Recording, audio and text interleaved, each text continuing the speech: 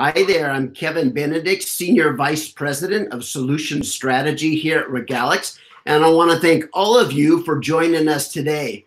I want to welcome as my guest here today, Rob Russell from Resort Income Optimization, a digital marketing platform. And I want to welcome you, Rob, to this series, which is our Digital and Marketing Leadership Series. So thank you for joining us, Rob. Well, thanks for having me, Kevin. It's a pleasure. So, Rob, I'm calling you from beautiful Boise, Idaho, where we all wear bow ties. But what about you? Where are you calling from? Well, there's a few bow ties down here as well, but I live in Atlanta, and the weather's great this time of year, so it's nice, yeah.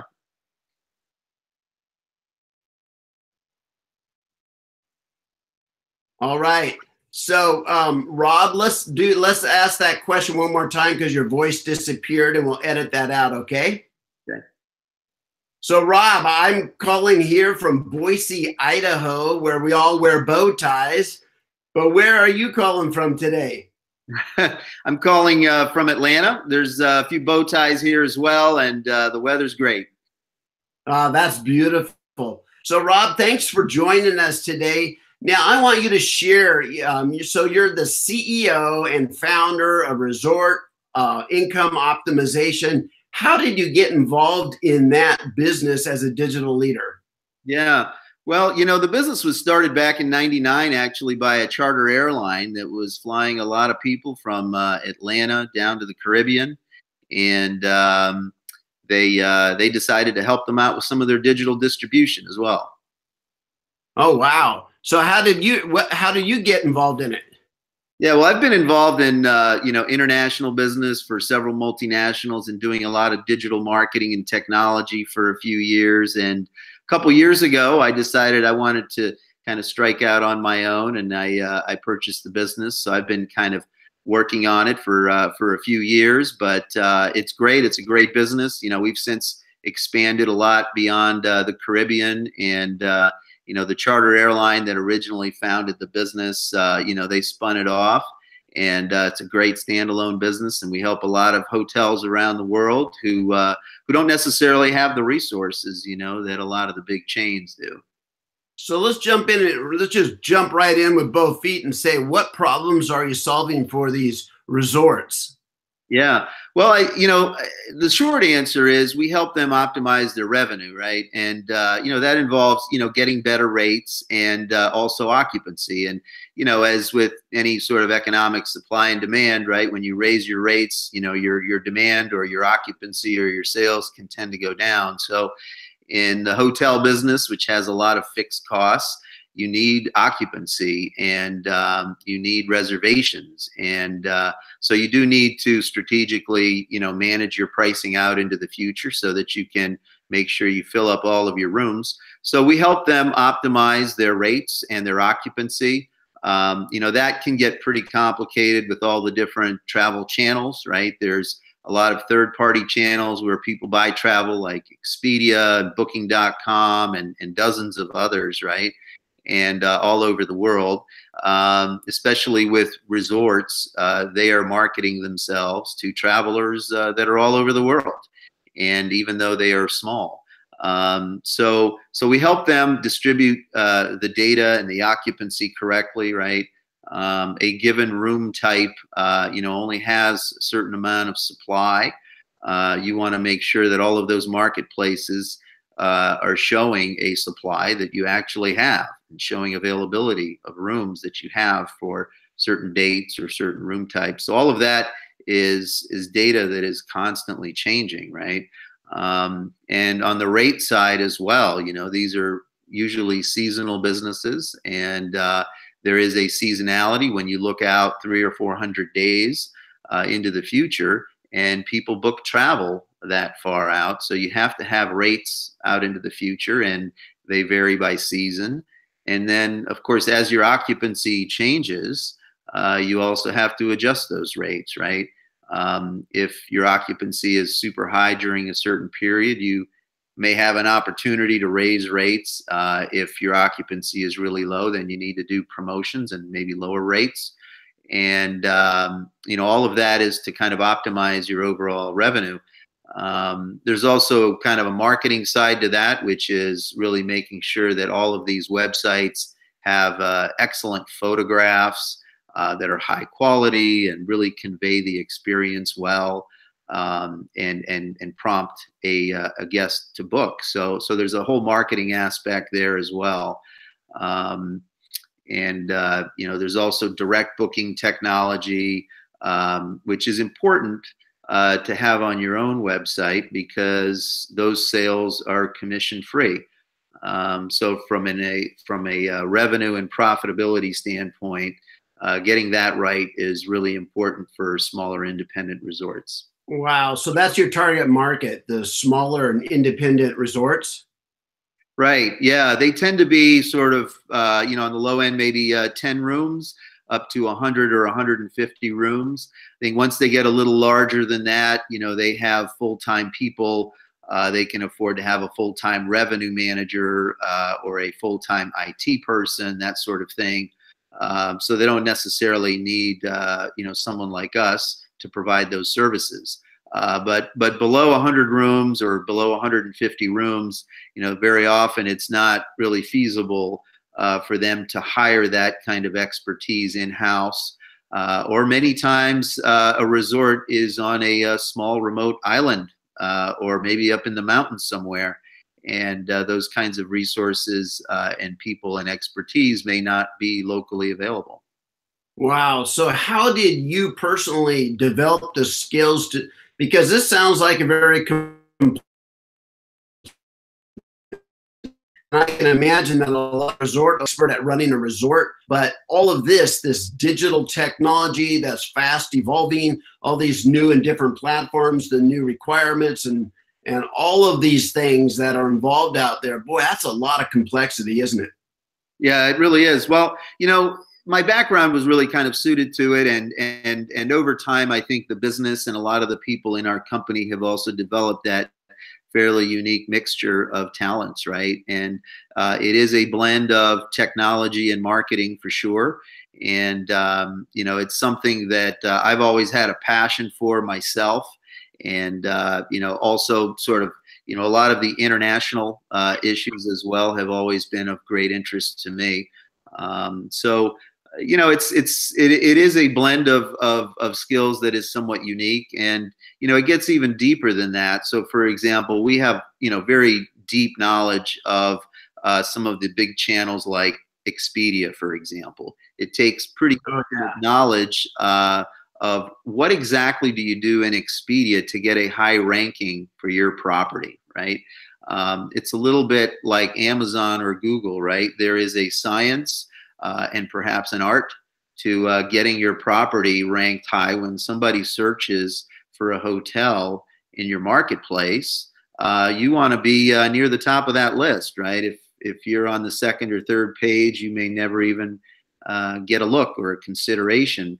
So there are a lot of tricks and expertise that comes into getting a good placement there and getting good visibility in those channels. So, some of the bigger channels like Expedia and Booking.com, they have unique characteristics, and we're, experts in each of those channels, and getting a hotel to rank high in the search results is a somewhat unique expertise as well.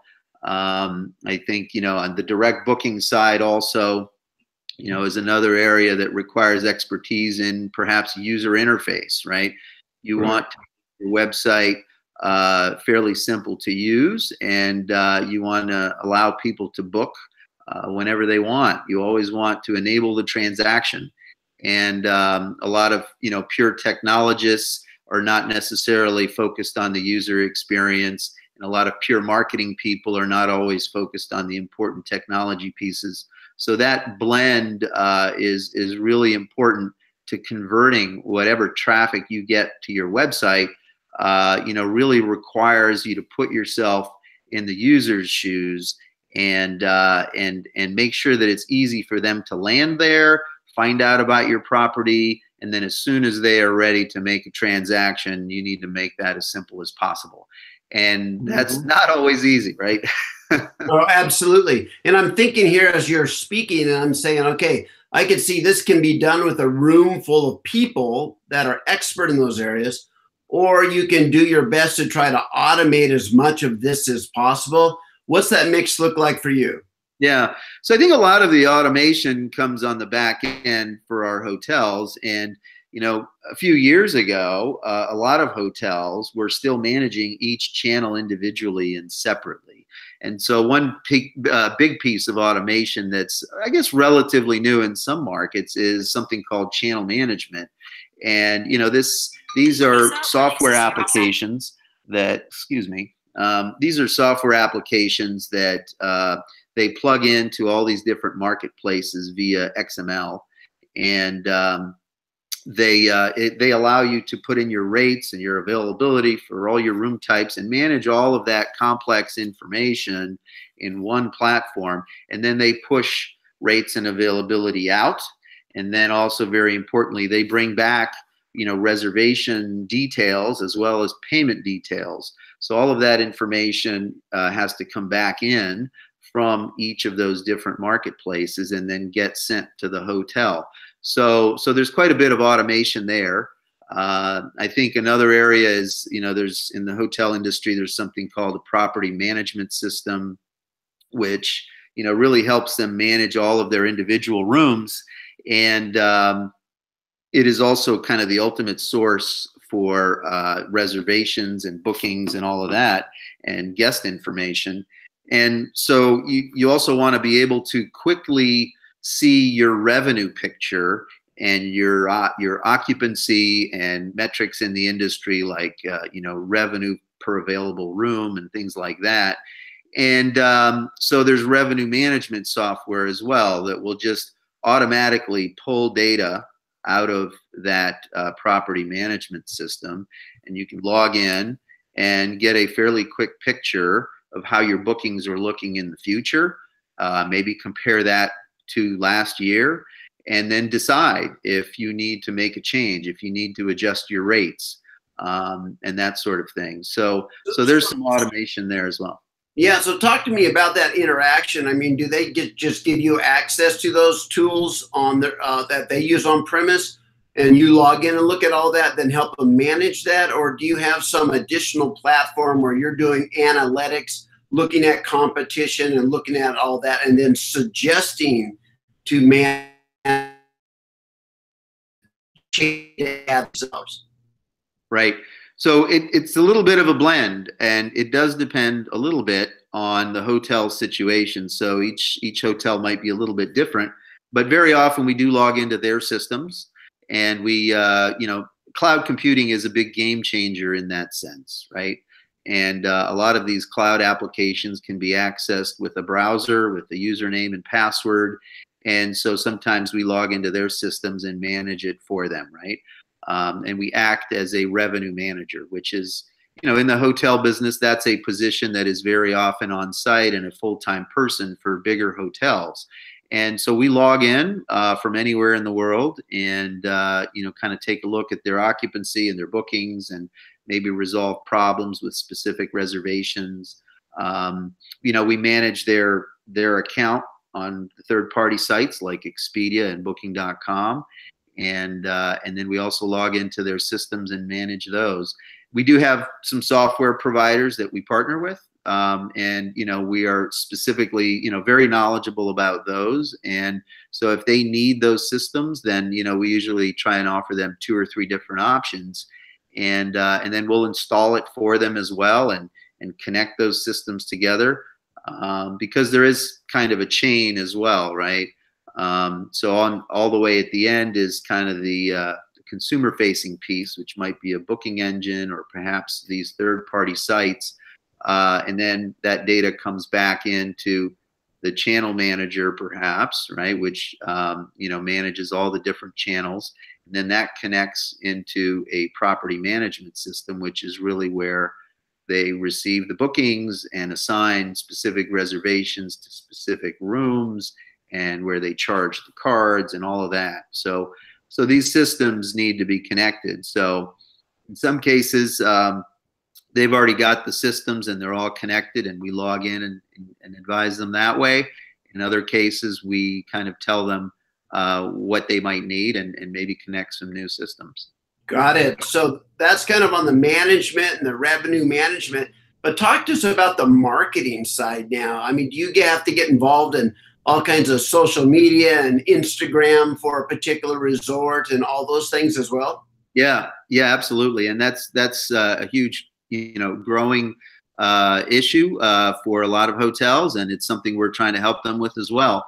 And especially as we've kind of built them some direct booking engines, right, and integrated those booking engine technologies into their website, and then even maybe built them a website around that transactional engine, then they're saying, well, okay, now how do we get people here, right? So we have several people, including myself, that have a lot of background in search and social media marketing, and so we help them do that as well. And search is still very important in the hotel industry, but it has become very competitive, and for many smaller resorts, it has become very expensive. It depends on the price of that resort. So if it's a very expensive place that charges $800 or $900 a night, their average reservation might be $3,000-4,000 perhaps, and they can afford to spend a lot on search terms that are expensive and convert well.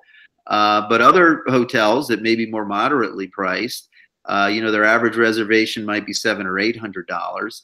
And so some of that search marketing becomes quite expensive, especially for the better, more frequently searched terms, right? Instagram and social and Facebook, a lot of the visual social media is extremely important as well. A lot of people, when they go on a trip, they are posting pictures while they're on the trip or when they get back, and they talk about it with their friends and family online, on Facebook, on Twitter, and in all sorts of places. And that's kind of the referral side of it. In many cases, it really starts, at the top of the funnel, right? People start thinking about where they want to go. They might see an ad for a particularly beautiful place.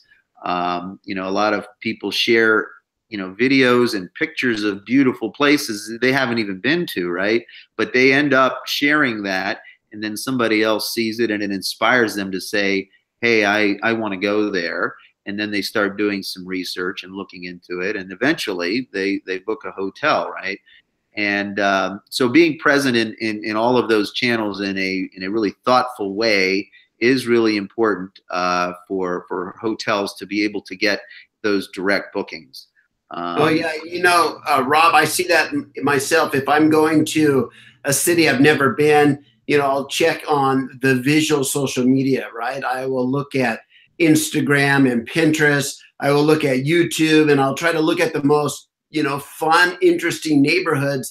And then I use those photos and those videos to then go back and read up on that area. But first I want to see what it looks like. Mm-hmm. Right.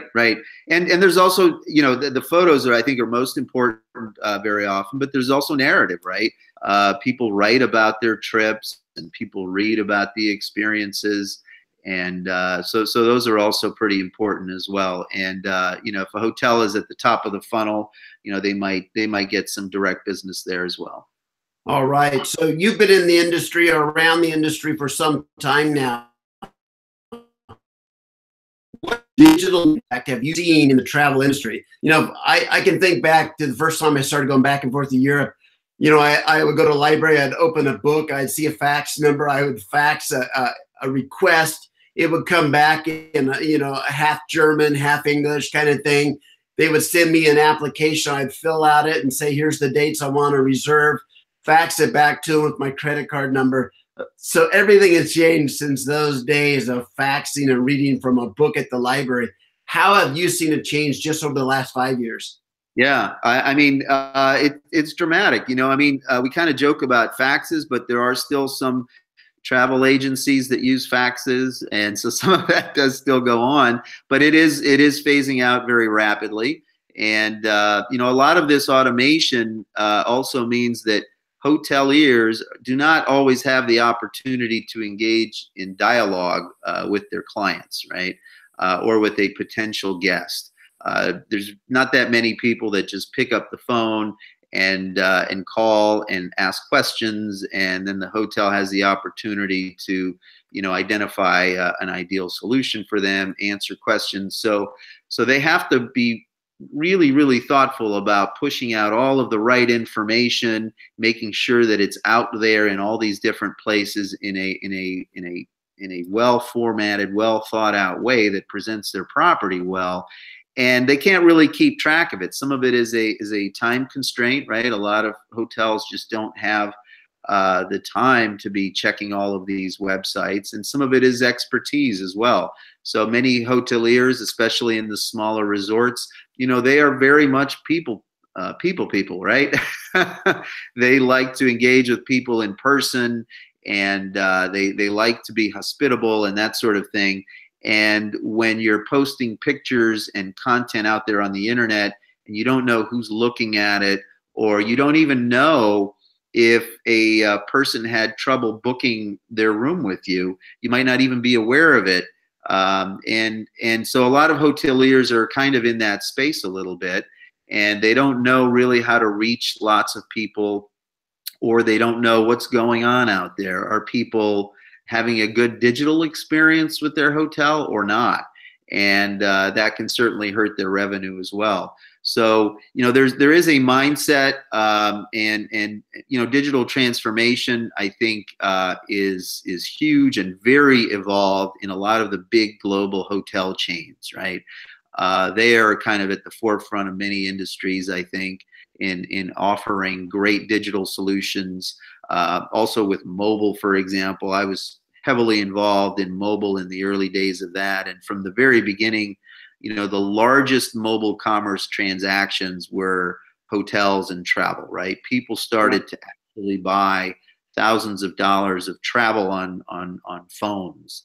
And the hotel industry was at the forefront of that. There were many other industries that were not, and maybe still don't sell that much on mobile phones in some industries, but the hotel industry does. So I think the large global chains are really at the forefront of that. But I think there again, these smaller resorts of 80 or 100 rooms, they are still pretty good sized businesses, but they don't always have the resources to compete in mobile commerce, or have a mobile app, or let's say have a loyalty program or something like that, which are really big assets and tools for the big chains. So, Rob, do you get involved in creating a mobile app for those kinds of target or those kind of customers?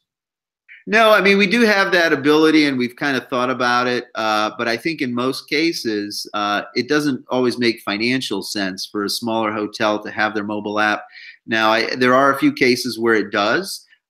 We typically don't build that, but we can advise them on what should be in the app, and what kind of experience they should create in the app.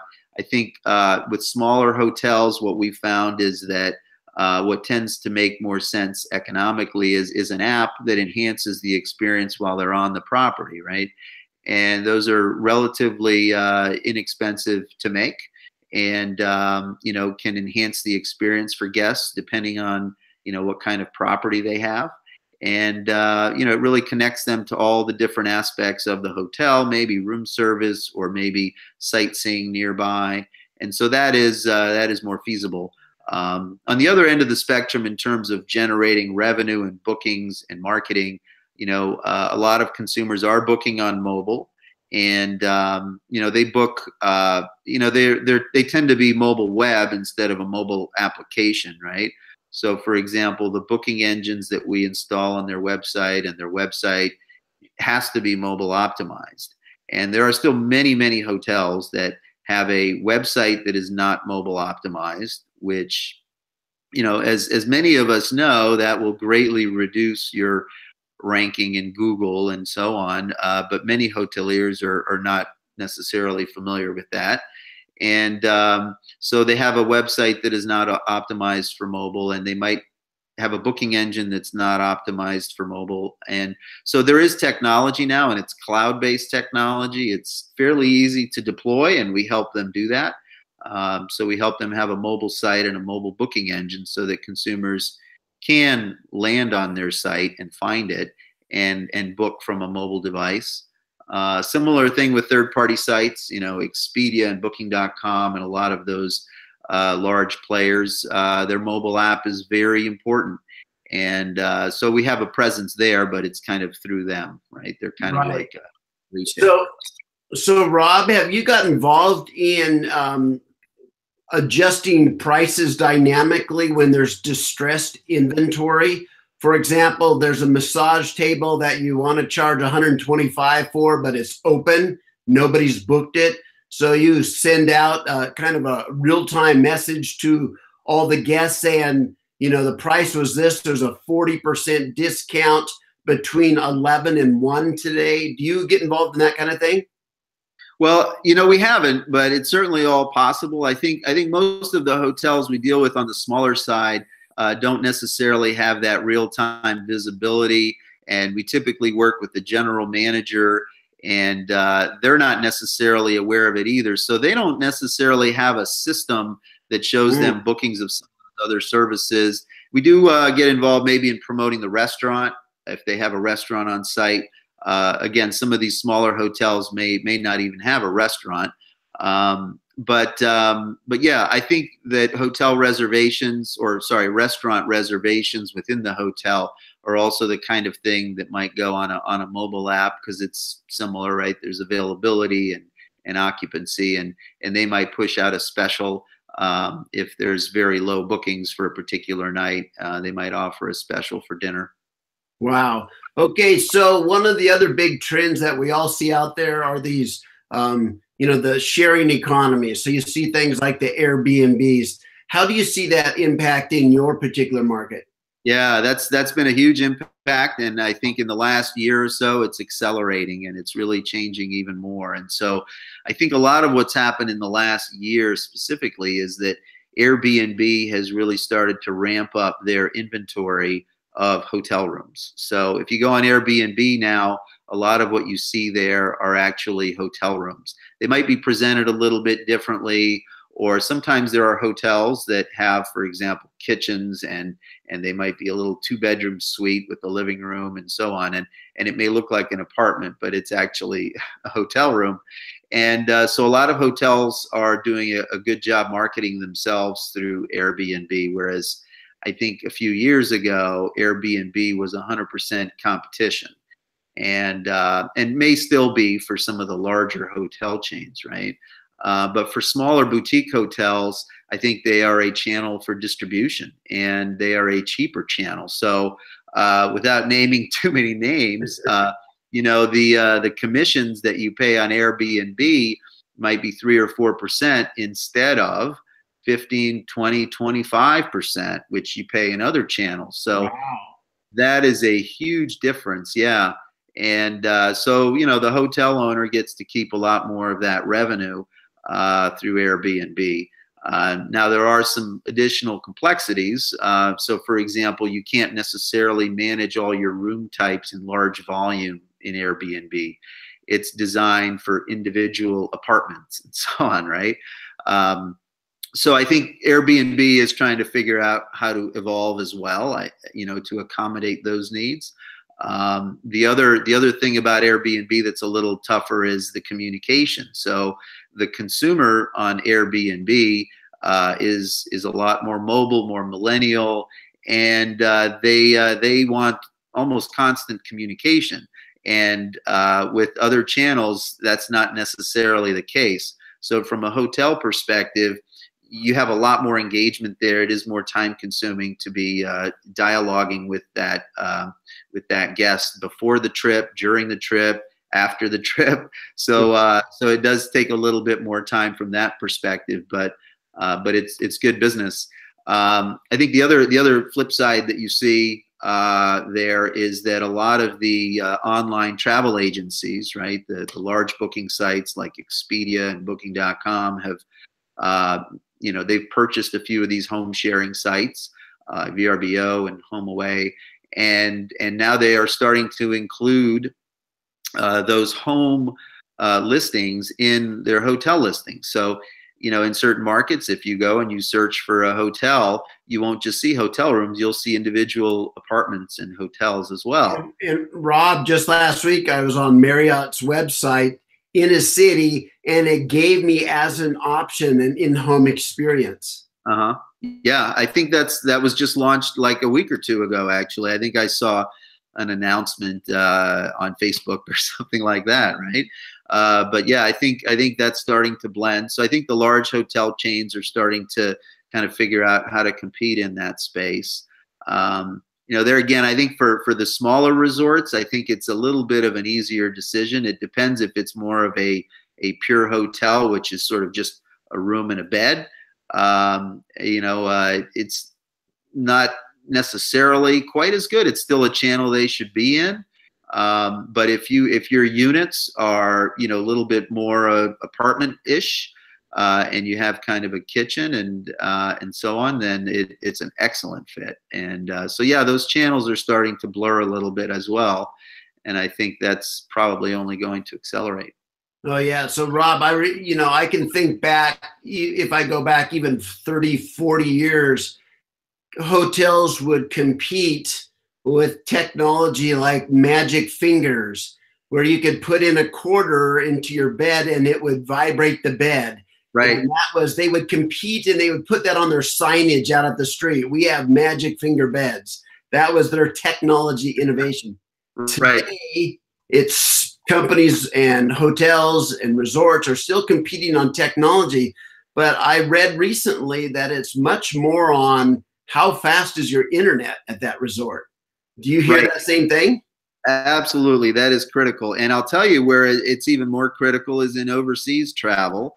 And in places like the Caribbean, where we have a lot of clients, Wi-Fi is it's oxygen almost to a lot of people. And the challenge is that depending on your mobile carrier in the U.S., when you go down there, if you don't buy into certain plans, you could have a very expensive cell phone bill. And so Wi-Fi becomes your way to call anyone, to check out websites, to do local research. So Wi-Fi and the internet connection is really important at these resorts. And of course, once you get on some of these calling apps, you can call anywhere in the world via Wi-Fi for free. And, consumers are, widely aware of this, especially if they travel overseas. So now I could just see a developer would look at a piece of land, and the first question he would say if he wants to build a resort is, can I get enough internet into this location? And then once you have that cable, you build a resort around the cable. I can see that happening as well. I mean, I think it is that critical. It's like electricity and water and other things. Yeah. Oh, very good. So in wrapping this up, Rob, where do you see the industry, travel and hospitality, moving from a technology standpoint? Where do you see it moving over the next 3 years? Well, I think, a lot of these channels are only going to become more important, at least in my world with smaller hotels. They are still just scratching the surface of what they could or should be doing in social media. So that is going to accelerate. Same thing, search, I think, is going to continue to become expensive. One of the interesting things that's happening is that search and social media are starting to also merge a little bit with the booking engines and some of the transactional websites. So you can take your booking engine and embed it in Facebook or embed it in search results. And, when you do a Google search for hotels in XYZ, then you'll see an ad type that is specific for hotels. And that ad unit shows check-in, check-out date. And so from the consumer standpoint, they almost feel like they're booking a hotel room on Google. Now, it is the direct booking engine behind that. And Facebook has some similar integrations. So I think there's going to be more and more of that kind of integration. And, TripAdvisor and other websites have similar things. So I think a lot of that is going to continue and accelerate. I think social media is also, going to be very important for visibility and advertising. More and more, though, I think it costs money. And so a lot of these smaller resorts have kind of thought social media would be free, or at least take a lot of, just hard work and sweat. But increasingly, they have to pay to get real visibility there. So I think that's also something that they're going to have to come to terms with. And the other thing, as these channels change and evolve, right, you can invest a lot in getting people to like your business page, but then the Facebook algorithm can change, and then it costs you money. Oh, yeah, there you are.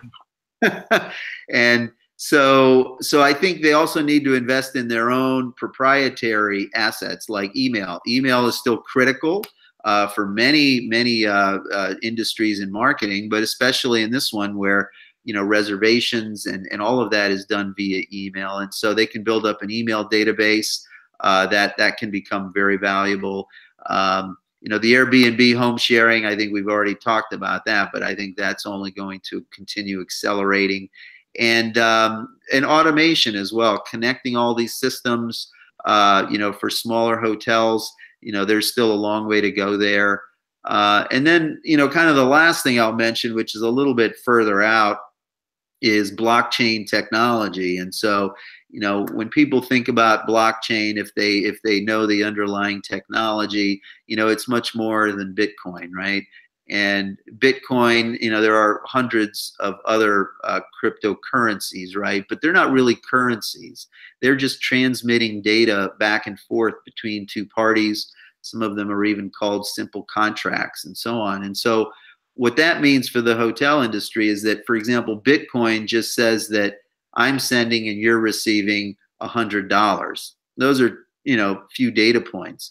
But a hotel is receiving, check-in date, checkout date, name, email, all sorts of other details, payment information that might be a credit card and so on. So blockchain technology has the potential to really, increase the automation and efficiency of this whole ecosystem. But we'll see. It's too early to tell how that's going to happen, but there's that potential. Rob, you've been brilliant. I mean, truly, we have experts on this show all the time, but your willingness to just share your experiences, your wisdom, your insight, your perspective is invaluable. And especially just talking about digital transformation and how it looks from your perspective in supporting those small to medium-sized resorts and hotels around the world. So, Rob, if somebody wants to reach out to you and talk to you about your service, how would they get a hold of you? Well, I think it's pretty simple. I mean, rob@resortincome.com, and you can reach me there. There's, our website is resortincome.com. So, there's plenty of ways to reach us, and we're out there on social media and other places as well. Okay, Rob, why don't you say your email one more time? You broke up right in the middle of your email.